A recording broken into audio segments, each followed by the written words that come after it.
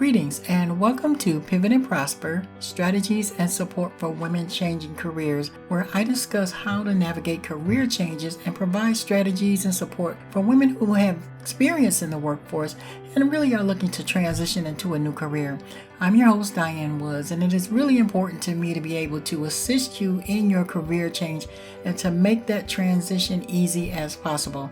Now, I do invite you to follow us and share the podcast with your family and friends, and also visit our website where you can check out our additional resources as well.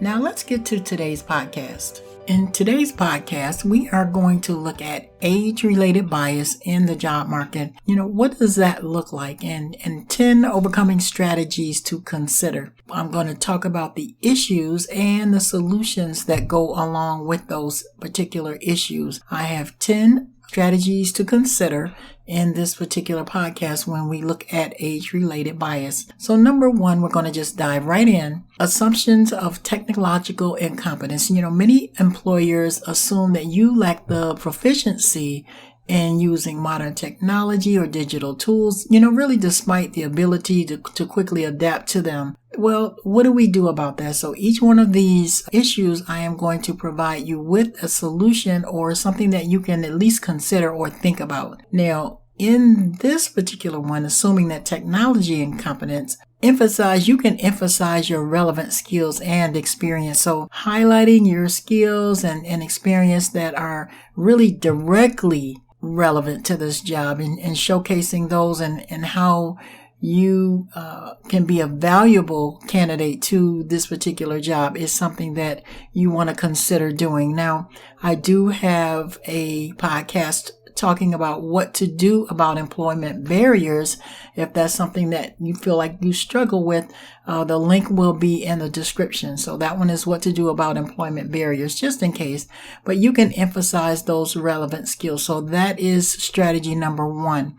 Strategy number two is that you really want to stay updated. You want to stay current with the industry trends and technologies, to demonstrate that age is really not a barrier in adapting to new developments in our focus fields that we're looking to get into. You want to make sure that you're emphasizing those transferable skills. And I do have a podcast on that as well. And I'll put the link in the description box, emphasizing transferable skills. The next issue we're going to talk about is overqualification and stereotypes, because many times when someone looks at your resume, it looks like, oh, she's overqualified, and you already have that mindset, oh, they're not going to be ready for this entry level or even a mid-level positions just due to your experience.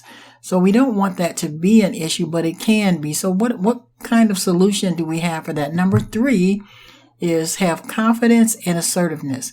When you project that confidence in your abilities and express that during the interview process, it may counteract any stereotypes related to age, depending on who you're speaking with. The next one, number four, is that you really want to tailor your resume to that application. You have to customize these days. It's not an opportunity where you can just make 10 resumes and hand them out like we used to do, back in the day. So you have to customize your resume to fit each application. You focus on the accomplishments. You want to make sure that your experience lines up with what they're looking for in that specific job requirement. And that's what you're going to highlight first. You want to make sure that you understand the applicant tracking system resume.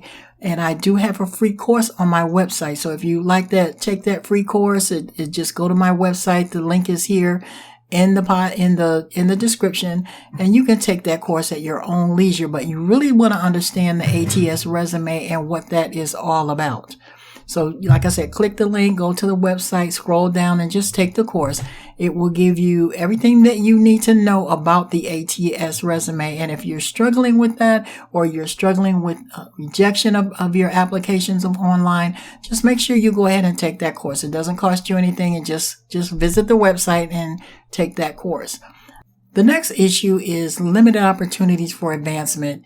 When you're changing careers, you may face that barrier to career advancement just due to age-related stereotypes with which employers, they just assume that you lack ambition or potential for growth, and they may compare you to a younger candidate. So the solution to this one is number 5, and that is networking. Make sure that you build a strong professional network to leverage your personal connections and really gain some insights into job opportunities, potentially bypassing that age-related bias.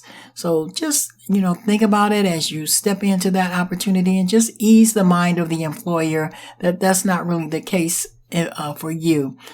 The next issue is a perceived learning curve. So many times employers, they just hesitate to hire you for career changes because they just assume that you'll require more time and more resources to train. And we know that that's just not true. So what we do as a solution to that is that we will just always be continually learning. Just demonstrate your commitment to ongoing learning and professional development, emphasizing your willingness to stay ahead in your field. Step in there with the information, something they may not know, just to demonstrate to them that you are not a person that's going to have a challenge learning anything new. Also highlight your adaptability. That's number 7. Showcase the instances where you were successful and you did adapt to change, or, and learn new skills, or emphasize something that you did to thrive or help in another environment. So don't brag or be braggadocious, but just share those things, that wisdom and knowledge that you already have. The next issue is resistance to change. Now, it is an issue, but it's not an issue because I believe all of us have some sort of resistance to change. Everybody doesn't like change, and it's harder for some than others, but we all have some sort of resistance to change. They come up with something new at work and then everybody goes, oh, and then what happens? It's not really what you think. So we all have tendencies for that. It doesn't matter the age.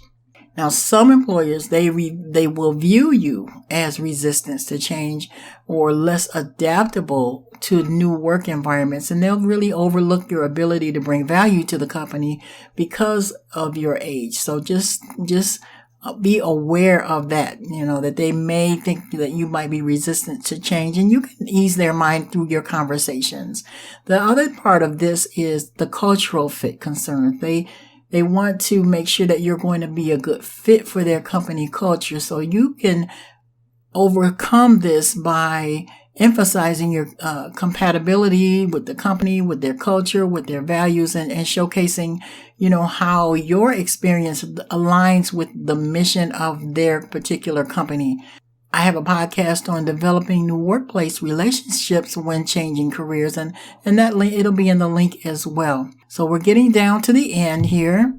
Let's look at the next issue, salary discriminations. Now, employers may offer lower salaries to you when you're changing careers because they just assume that you're willing to accept less because of your financial stability or your lack of a job opportunity. So let's think about that.